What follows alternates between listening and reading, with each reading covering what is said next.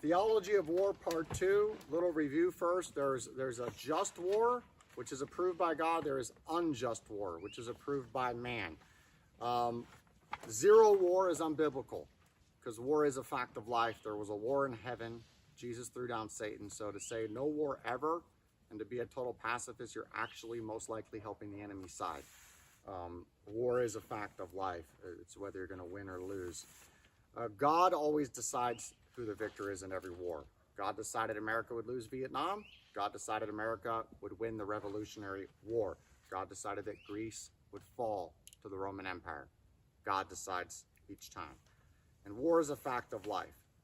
And last week we went over Isaiah 33:22, that the Lord is our lawgiver, our judge, and our king. He will save us. So Jesus Christ is alive now. He's our civil king. Means he's the Lord of hosts. He's the general of the army. And Jesus is king now.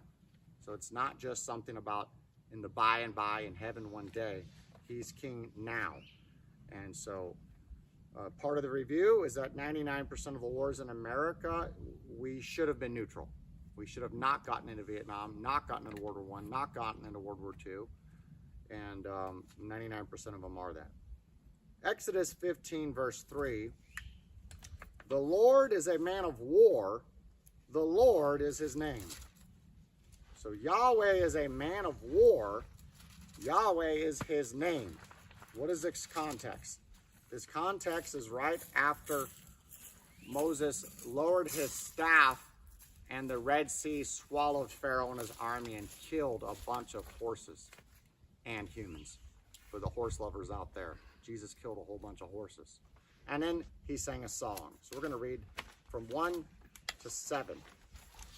Then sang Moses and the children of Israel this song unto the Lord, and spake, saying, I will sing unto the Lord, for he hath triumphed gloriously.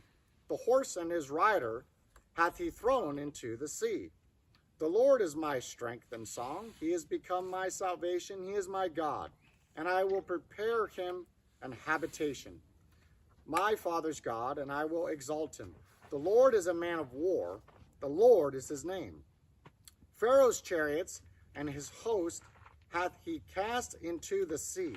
His chosen captains also are drowned in the sea. A very painful way to die, by the way. They say drowning is more painful than burning by fire. The depths have covered them. They sank into the bottom as a stone. Thy right hand, O Lord, is become glorious in power.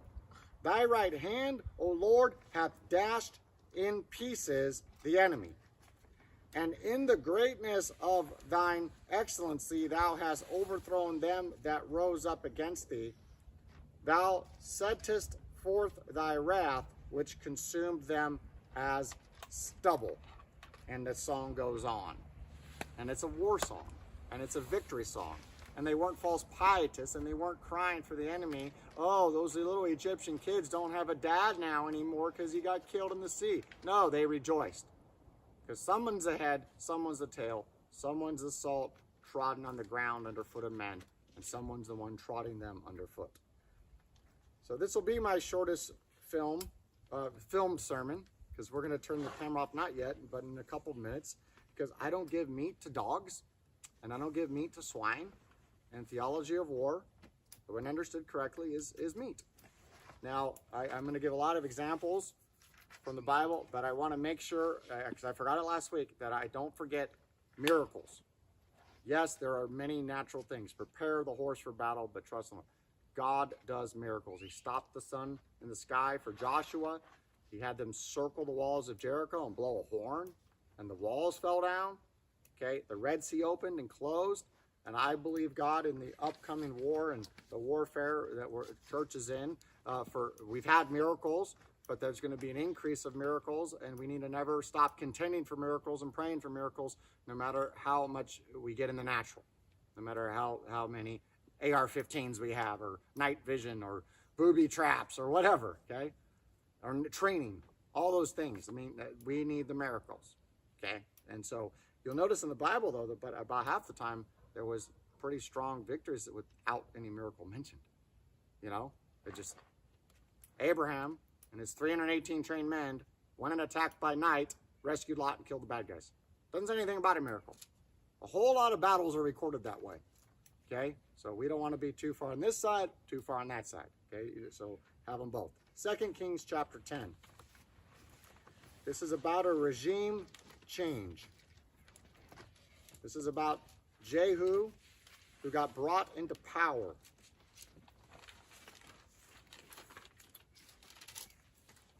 God raised him up, and he executed judgment. And I'm just going to read from 2 Kings 10, 15 to 28. And then after I'm done reading, we're going to turn the camera off.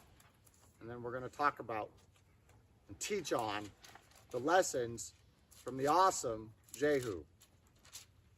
15. And when he was departed thence, he lighted on Jehonadab, the son of Rechab, coming to meet him. And he saluted him and said to him, Is thine heart right, as mine is with thy heart? So Jehu just got done killing a few other people that came toward him, and just got done killing Jezebel. And he's like, hey, I'm fine with you. Are you fine with me? Okay, I want to know. My heart's all right with you. Is your heart all right with me? Because we're going to do some things, and I didn't know if your heart's right. And I want to hear the answer. But he didn't just go off of his words. He went off of his actions. And Jehonadab answered, It is. If it be, give me thine hand. And he gave him his hand and took him up to him into the chariot. So he brought him into the new king's chariot, King Jehu. And he said, Come with me and see my zeal for the Lord. So they made him ride in his chariot. And when he came to Samaria, he slew all that remained unto Ahab in Samaria, till he had destroyed him according to the saying of the Lord, which he spake to Elijah.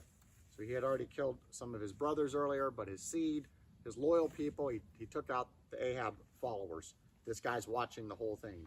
Jehonadab is watching. 18. And Jehu gathered all the people together and said unto them, Ahab served Baal a little, but Jehu shall serve him much more.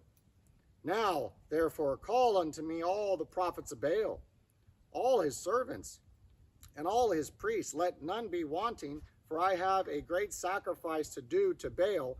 Whosoever shall be wanting, he shall not live. But Jehu did it in subtlety, to the intent that he might destroy the worshipers of Baal. That's why Jehu's one of my favorite in the Bible. Old Testament kings, right next to Josiah. He's right there. And Jehu said, Proclaim a solemn assembly for Baal. And they proclaimed it. And Jehu sent through all Israel, and all the worshipers of Baal came, so that there was not a man left that came not.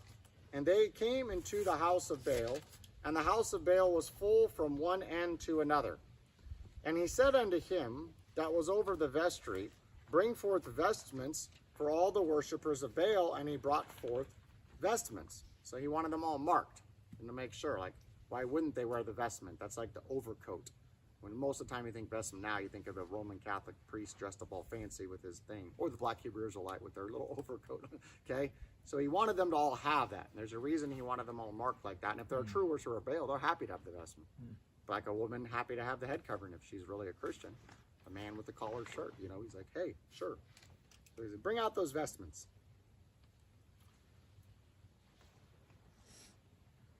23. And Jehu went, and Jehonadab, the son of Rechab, into the house of Baal, and said unto the worshipers of Baal, Search and look, that there be here with you none of the servants of the Lord, but worshipers of Baal only. They're like, we don't want any of those Jesus freaks here, just us. And he brought Jehonadab with him. And when they went in to offer sacrifices and burnt offerings, Jehu appointed 80 men without. That means 80 soldiers. And said, If any of the men whom I have brought into your hands escape, he that letteth him go, his life shall be for the life of him. So he's like, I brought these men into this trap. I'm the one that did this. You better kill them, or else you're going to be dead. And it came to pass, as soon as he had made an end of an offering, the burnt offering, Jehu did the burnt offering to Baal.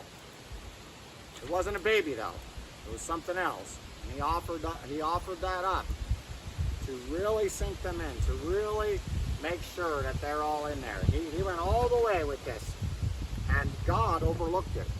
God did not have a problem with him doing that in order to accomplish his mission and destroy his enemies. That Jehu said to the guard and to the captains, "Go in and slay them. Let none come forth."